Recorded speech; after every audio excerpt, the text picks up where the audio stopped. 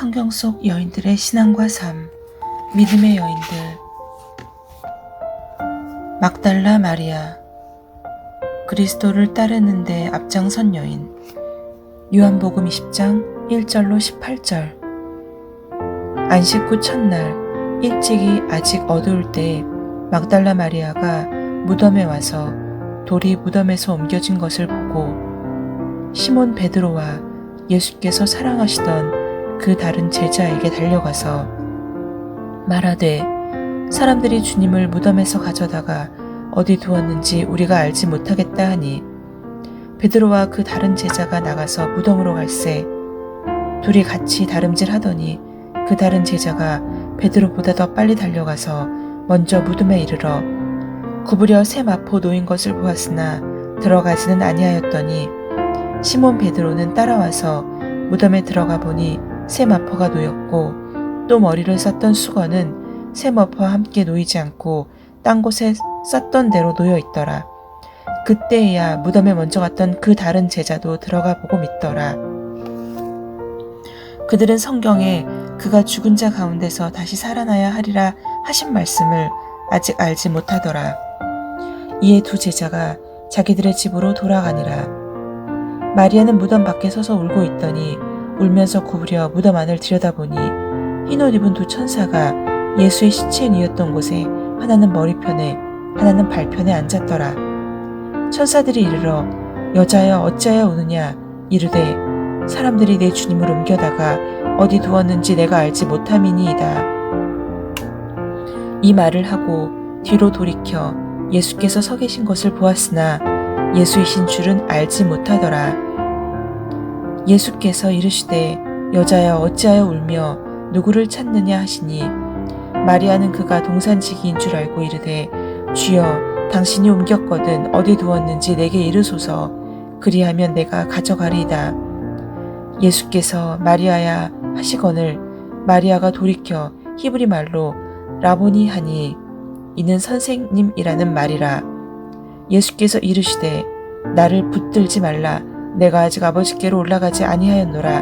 너는 내 형제들에게 가서 이르되, 내가 내 아버지 곧 너희 아버지 내 하나님 곧 너희 하나님께로 올라간다 하라 하시니, 막달라 마리아가 가서 제자들에게 내가 주를 보았다 하고 또 주께서 자기에게 이렇게 말씀하셨다 이르니라.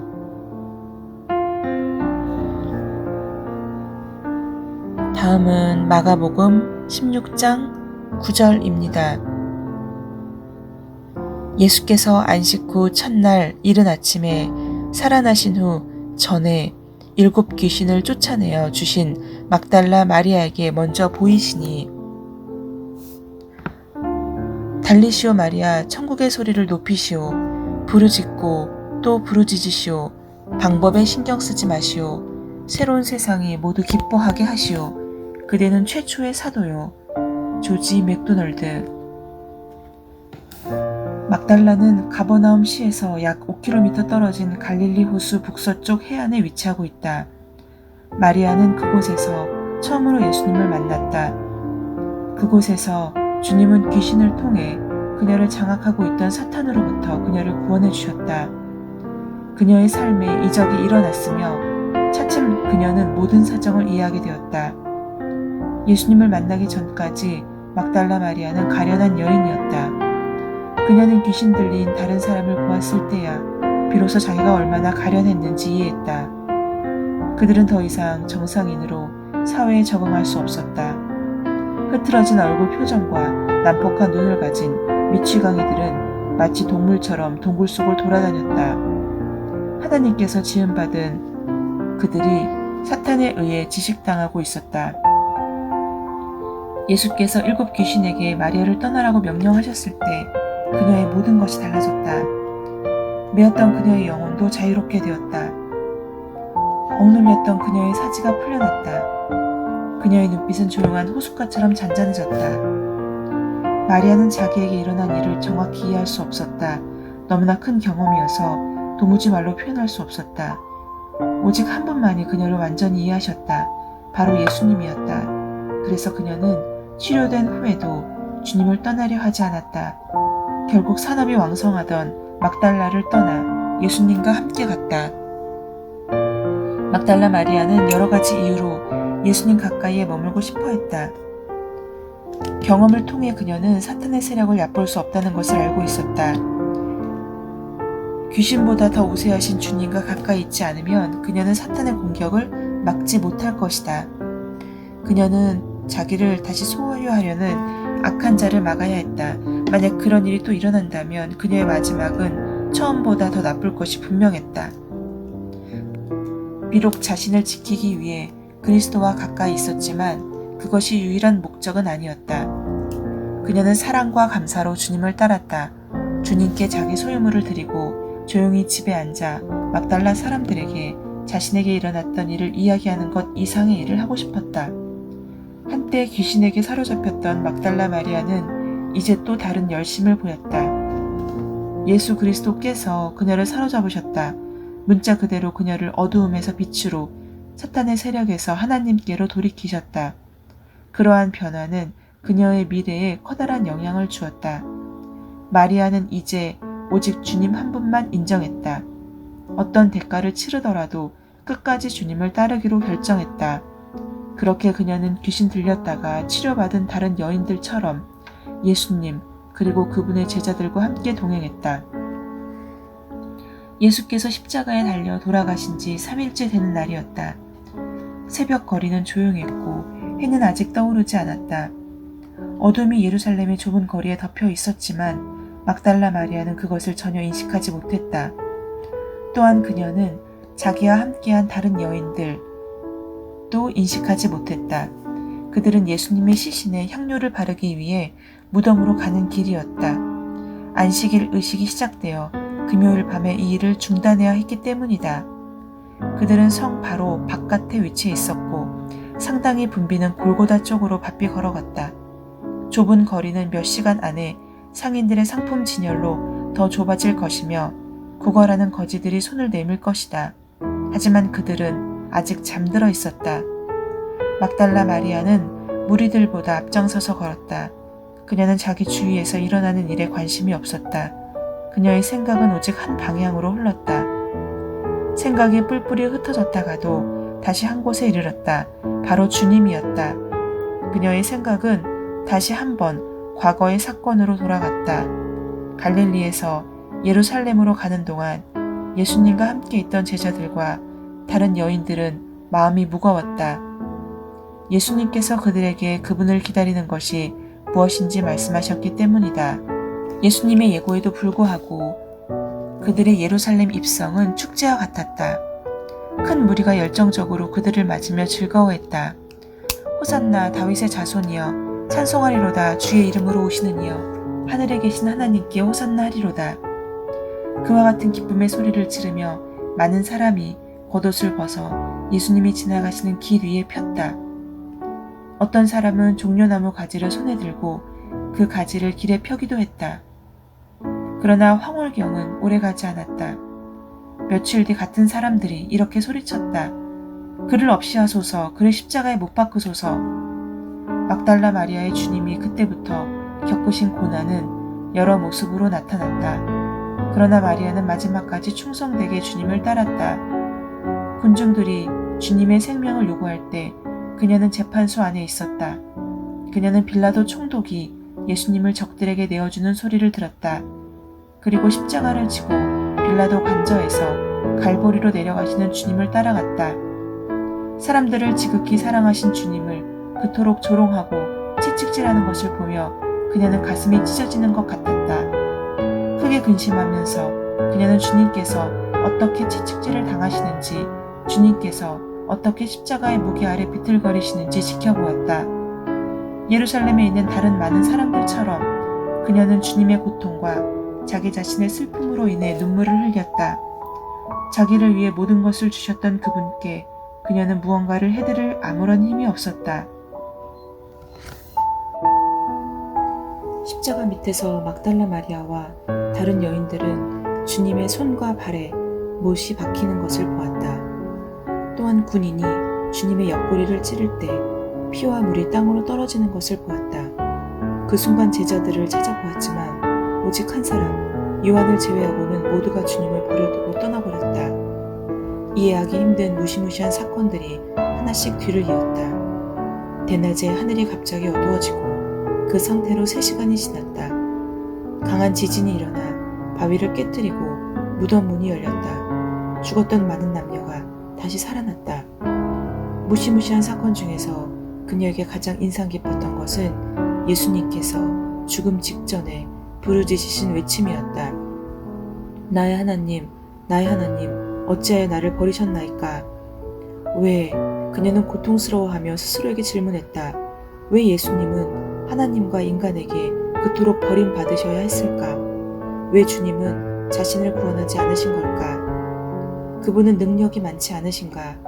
사탄과 죽음보다도 능력이 많지 않으셨던가?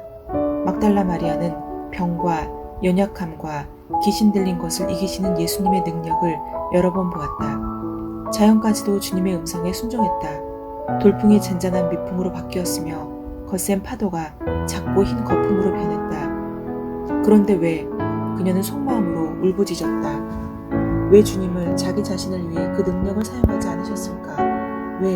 왜 사용하지 않으셨을까? 예수님의 고통을 보는 것은 참기 어려운 일이지만 그녀는 모든 것이 끝나고 예수님께서 다 이루었다 말씀하실 때까지 그분 곁에 머물러 있었다.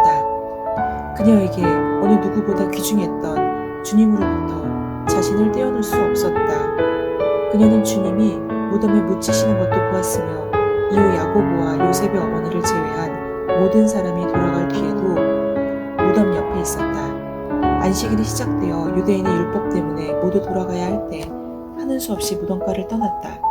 그러나 이제 안식일이 끝나고 모든 사람이 잠들어 있는 동안 여인들은 무덤으로 가까이 가고 있었다. 그들은 안심했다. 억지로 하루를 쉰 그들은 이제 무언가를 할 수 있었다. 그리고 무덤이 가까워질수록 마음속에 중요한 문제가 떠올랐다. 우리가 무덤 앞에 있는 돌문을 굴릴 수 있을까? 그들은 서로에게 물었다. 그것만이 문제가 아니었다. 빌라도가 무덤에 파수꾼을 세우고 예수님의 제자들이 시체를 훔쳐가지 못하도록 돌문에 인을 쳤다고 했다. 여인들이 도착했을 즈음 해가 떴다. 주위에는 아무도 없었다. 예수님의 어머니와 제자들조차 새벽부터 무덤을 찾지는 않았다. 그들은 무덤 앞에 놓인 거대한 돌을 바라보며 숨을 죽였다. 믿을 수 없는 광경이지만 의심할 바 없는 사실이었다. 무덤이 열려 있었다. 돌문이 옮겨져 있었던 것이다. 막달라 마리아는 무덤 속을 들여다보지 않고 뒤로 돌아섰다. 예수님의 제자들이 이 일을 즉시 알아야 한다고 생각했기 때문이다. 사람들이 주님의 시신을 가져갔어요. 그녀는 숨도 제대로 쉬지 못하며 말했다. 그들이 주님을 어디다 두었는지 모르겠어요. 베드로와 요한이 마리아와 함께 무덤으로 왔다. 여인들과 달리 그들은 돌이 치워진 굴 밖에 머물러 있지 않았다. 안으로 들어가서 수위가 차곡차곡 개어져 있는 것을 보고 예수님의 시신을 도둑 맞았다고 생각했다. 정신이 멍하고 어리둥절해진 채 제자들은 성으로 돌아갔다. 그러나 마리아는 주님이 시신이 놓여있던 그곳을 떠나지 못하고 눈물을 흘리며 무덤 밖에 머물러 있었다. 그녀는 마지막으로 무덤 속을 들여다보기 위해 몸을 굽혔다. 그러다가 천사와 시선이 마주쳤다. 하얗게 빛나는 옷을 입은 두 사람이, 한 사람은 예수님의 시신이 놓여있던 곳 머리맡에, 한 사람은 발치에 앉아 있었다. 그들이 물었다. 여자여, 어찌하여 우느냐? 사람들이 우리 주님을 어디로 가져갔는지 모르겠습니다. 그녀가 손으로 눈물을 닦으며 대답했다. 그리고 나서 계속 주님을 찾으며 무덤 주변을 돌아보는데 밖에 어떤 사람이 서 있었다. 그녀는 아리마대 요셉의 동산지기인가 보다 생각했다. 여자여, 어찌하여 우느냐? 그 사람이 물었다. 마리아의 얼굴에 눈물이 왈칵 쏟아졌다. 아무 설명도 없이 마리아는 다짜고짜 그에게 말했다. 주여, 당신이 만약 우리 주님을 가져갔다면 어디에 두었는지 말해 주십시오. 그러면 내가 가서 그분을 가져가겠습니다. 막달라 마리아는 거듭난 이후 주님께 충성을 다했다. 마지막 순간까지 십자가 밑에 머물러 있었고 예수님의 무덤에도 제일 먼저 찾아갔다. 이제 주님의 시신에 향유를 바름으로써 그녀는 주님을 향한 사랑의 행동을 마무리하려 했다. 그런데 그 순간 주님의 음성을 들었다. 마리아야. 오직 한 분만이 그녀를 그렇게 부르셨다. 어느 누구도 그토록 깊고 따뜻하게 부를 수 없었다. 그녀의 내면에서 감정의 물결이 용솟음쳤다. 당황스러움, 기쁨, 감사, 그리고 주님께서 계속 계셨더라면 얼마나 좋았을까 하는 애모. 라보니여, 마리아가 말했다. 이것은 주님께서 그녀와 함께 계셨을 때 사용했던 소박한 아람어로 주님이라는 뜻의 친밀한 단어였다. 그 순간 막달라 마리아는 예수님의 부활의 최초의 증인이 되었다. 구원 이야기의 조건이 되는 중심 사상이 가장 먼저 그녀에게 계시되었던 것이다. 이 얼마나 놀라운 특권인가. 예수님의 말씀은 주님이 다시 살아나시긴 했지만 그 순간부터 사태가 달라지리라는 것을 증명했다. 주님은 그녀가 주님을 잡으려는 것을 막으셨다. 나를 붙들지 말라. 내가 아직 아버지께로 올라가지 아니하였노라. 너는 내 형제들에게 가서 이르되 내가 내 아버지 곧 너희 아버지 내 하나님 곧 너희 하나님께로 올라간다 하라. 부활하신 주님은 그 사명을 맡기심으로써 마리아를 주님의 부활에 대한 최초의 선포자로 만드셨다. 그 영광은 주님의 가장 가까운 친구 요한이나 가장 탁월한 제자 베드로에게 주어지지 않았다. 예수님의 어머니조차 그 특권을 누리지 못했다. 그것은 그리스도를 따르는 길을 인도한 여인 막달라 마리아를 위해 예비되었다. 마리아의 이야기는 예수 그리스도에 대한 빛을 던져준다. 그리고 한 인간에 대한 그리스도의 사랑과 사탄을 이기는 그분의 능력을 보여준다. 또한 그것은 주님께서 한 여인에게 보여주신 관심을 분명하게 드러낸다. 그녀의 이야기는 사랑과 감사로 주님께 자신의 전부를 드리는 자에게 하나님께서 참으로 특별한 권한을 준비해 주신다는 사실을 예시해준다. 마리아가 예수님을 만나기 전의 생애는 칙칙한 악몽과 같았다. 예수님께서 그녀를 사탄의 권세에서 해방시켜 주신 뒤에 그녀는 비로소 의미 있는 삶을 살기 시작했다. 그리스도를 통한 새로운 삶은 예수님께서 부활하신 아침에 또 다른 차원으로 부과되었다. 이 세상에서의 주님과 그녀의 관계는 끝났지만 이제 새로운 영적 교제가 시작되었다. 7주 후인 오순절 날에 신자들에게 성령이 임하셨다. 그녀의 이름이 직접 언급되지는 않았지만 마리아도 분명 그 자리에 있었을 것이다. 그 성령님께서 마리아가 그리스도께 계속 가까이 머물도록 도와주셨고 그녀가 예수님을 증언할 능력도 주셨다. 막달라 마리아 이후에도 수많은 여인이 태어났지만 그들 대부분의 이름은 잊혀진 반면 마리아의 이름은 지금까지도 전해진다. 우리 또한 깊은 헌신과 당당함으로 주님을 사랑할 때 많은 사람을 그분께로 인도할 수 있을 것이다. 아멘. 오늘 함께 나눌 말씀 첫 번째는 이제는 죄가 우리를 다스리지 못한다. 그러나 우리는 연약하여 종종 하나님께서 우리를 해방시키셨다는 진실을 붙들지 못한다. 사탄에게 목을 졸리는 듯한 느낌을 받은 적이 있는가? 진실을 붙들기 위해 당신이 할 수 있는 구체적인 일은 무엇인가? 세상의 그 어떤 것에도 별다른 기쁨이나 감사함을 느끼지 못하고 살았던 것 역시도 사탄에게 제 삶을 내어주었던 경험이라고 생각합니다. 하나님을 만났고 하나님의 말씀을 이해하려고 노력했고 그러면서 기도와 말씀 읽기를 계속하니 사탄은 떠났고 하나님께서 제 안에 오셨습니다. 두 번째, 당신이 예수님 가까이에 머물 수 있는 방법은 무엇인가?